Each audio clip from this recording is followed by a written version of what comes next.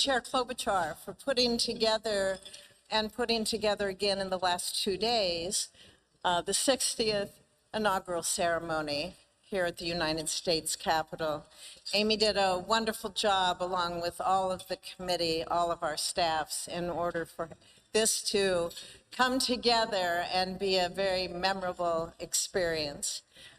It is a tradition that the committee give our new president and first lady, our vice president, and Mrs. Vance, the official photographs taken at the swearing-in ceremony. And so it was presented.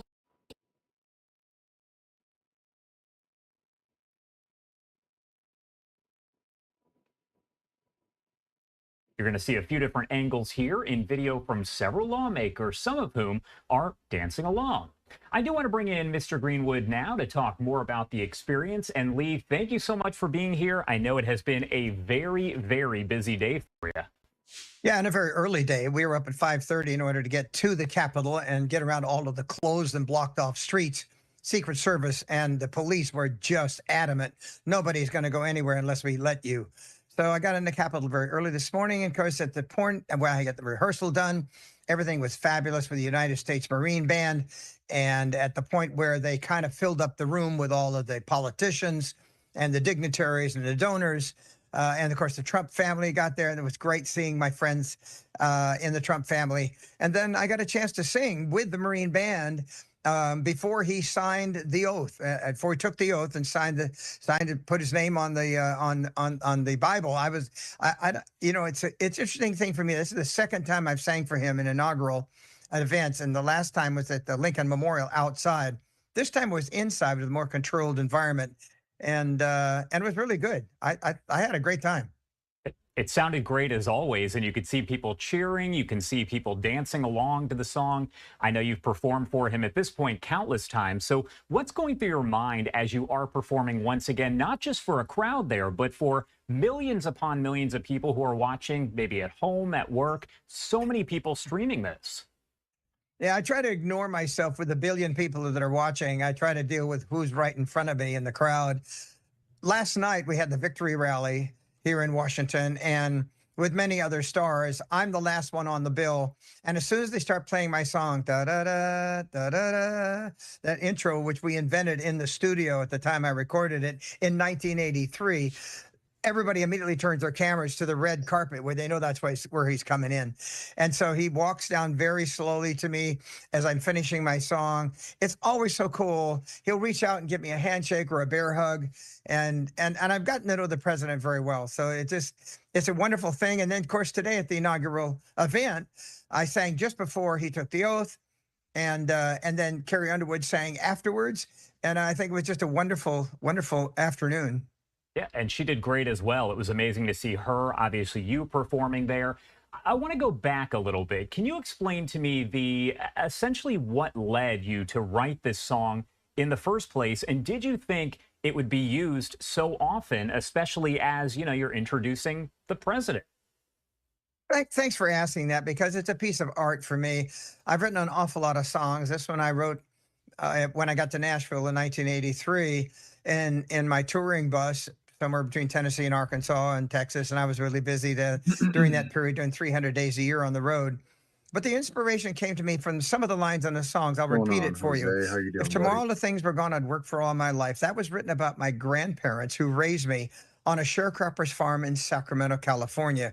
And it got very hard for them to make a living. The line about "I won't forget the men who died" is all about those who served in combat, and a lot of them who did not come back because they gave the ultimate sacrifice. And it really resonated with the military. And the last thing was about proud to be an American. I hadn't heard anybody say they're actually proud to be an American. They're proud to Italian American, they're Greek American, they're an African or a Spanish American. We're an American first. And that's what I wanted to put, was proud to be an American. All those things really meant a lot to Donald Trump. Because as Donald Trump has used MAGA as his come on talk, make America great again, all those things are exactly what he wanted to say. So if I say it in the song before he gets on stage, it's like his lead in. I do have to ask, how many presidents have you performed this song for? Because, again, it's a hit. It's a song that everyone knows regardless of what generation they are from. So I have to ask, how many presidents have you performed that song for? You might be surprised. I've actually sang for 10 presidents. And today at the inaugural event, there were 5 on stage that I had sang to, only 1 that I did not. So Presidents Carter, Nixon, Ford, Bush, Reagan, Obama, and Clinton, or all presidents I've sang for, and more than once. What is the most memorable moment for you from today? Well, maybe today's the most memorable moment because of this historic election. Only once before has a president been reelected after a period of time between his first term and his second term. So this is really historic. And the town, Washington, D.C., New York, it's electric. Everybody is looking forward to what he possessed today as the golden age. Let's hope it's the golden age. I mean, there's a lot of things he said he's going to do. And I know he's right now starting to sign some things that bring things into order and the new era for America.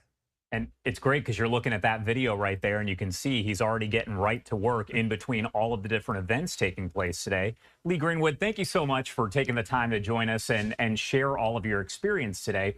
Anything else you want to add before I let you go? You know, just before I left the Capitol, the Trump team handed me this. This is the new version of God Bless USA Bible, and you've probably heard about it. It's the original was leather bound like this one, but in a lighter leather. This endorses President Donald Trump, 47th President of the United States. God Bless USA Bible.com. It is the same inside as the other Bible. It's the King James Version with the Constitution, which he said he was going to defend the Constitution today, the Bill of Rights, the Declaration of Independence, and there's only 5,000 of them printed. I just found this today. It is gorgeous. Go to GodBlessUSABible.com and find one. Get it now. All right. Lee Greenwood, country legend, thank you so much for taking the time to join us today. We appreciate it. You're welcome. Thank you, Fox.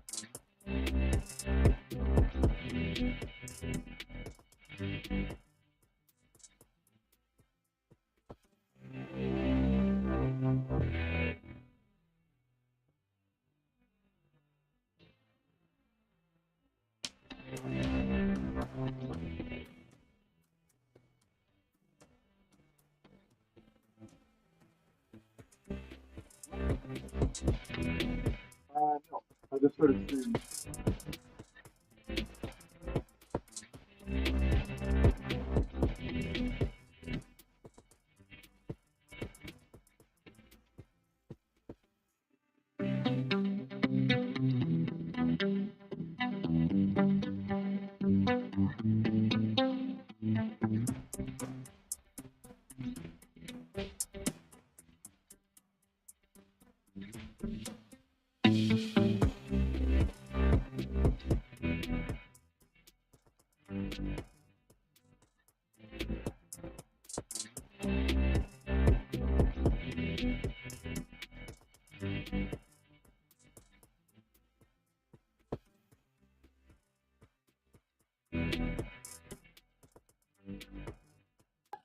Ladies and gentlemen, we are here as witnesses to President Trump's triumphant return to the White House.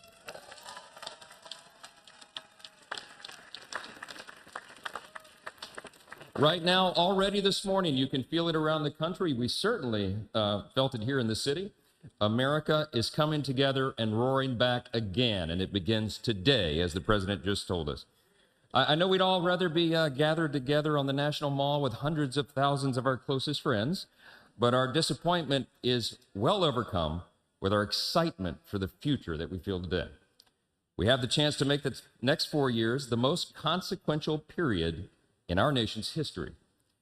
And as Speaker of the House, it is my great pleasure, my great honor, to introduce to you the man who will lead us to this new golden age, the decisive winner of the Electoral College and the popular vote, the 45th and the 47th, and the greatest president of our lifetimes, Donald J. Trump.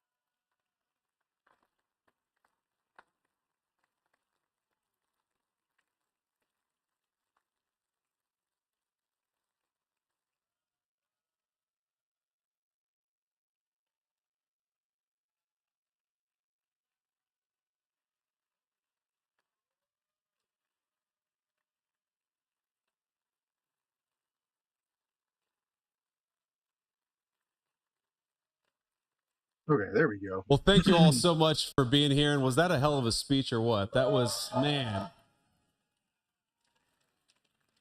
That was a good way to start it off. You know, I didn't know exactly what the president would put in that speech, and I hoped to myself that he wasn't going to hold back. And, sir, you didn't hold back. That was a hell of a way to start the next 4 years. But I just want to say from the bottom of my heart, and I know I speak for the president and for all of us, thank you, thank you, thank you for making this possible. We love you. We wouldn't be here without you, and we're going to make America great again together for the next 4 years.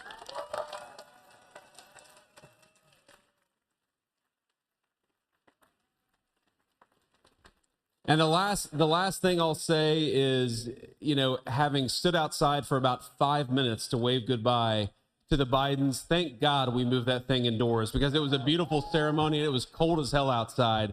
So, sir, the 45th and 47th President of the United States, Donald J. Trump.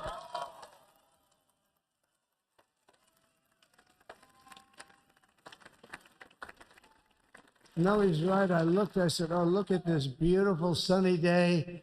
We blew it. And then I went outside and we were freezing. You would have been very unhappy. The sun was very deceptive, I will tell you. It is cold out. And I'm sort of saying, you know, that was so beautiful today. Maybe they should do it there every 4 years. Does that make sense? I don't know. Because, you know, the outdoor thing is really good, but it gets a little cold around this time of the year, as some people have noticed. And a lot of times they suffer through it. There was no suffering in that room. It was 72 degrees. It was perfect with the best acoustics I think I've ever heard in a room. This is not so bad either. But I just want to say, you're a younger, far more beautiful audience that I just spoke to. And I want to keep it off the record. I want to keep that off the record because I don't want to have all those big shots up there. I don't want to think you're more powerful than them. You look better than them, and I love you. Now, we just had a great time. We just had a great day. This was amazing. You know, when you think we took a journey, I mentioned in the speech, a lot of people said that was not a journey that was possible, and it was indeed possible. I didn't really know too much about what they were saying when they said that, but a lot of people felt it. And we hooked up with J.D. very early. I watched J.D. over a period of time. I endorsed him in Ohio. He was a great senator and very, very smart. The only one smarter than him was his wife. That was I would have chosen her, but somehow the line of succession didn't work that way, right? But now she's great and he's great. This is a great, beautiful couple and unbelievable career. I just said to him, you are very upwardly mobile, because he hasn't been doing it that long, but he picked it up so quickly. Remember, the first week was a little bit like the fake news was hitting him really hard. And I said, ooh, this may be tough, but after that, it was smooth sailing for him. He took on everybody. He took on the meanest. I don't want to use the word corrupt because we're into a new system, so let's wait till the corruption begins, because it will. But he took on some pretty mean people, and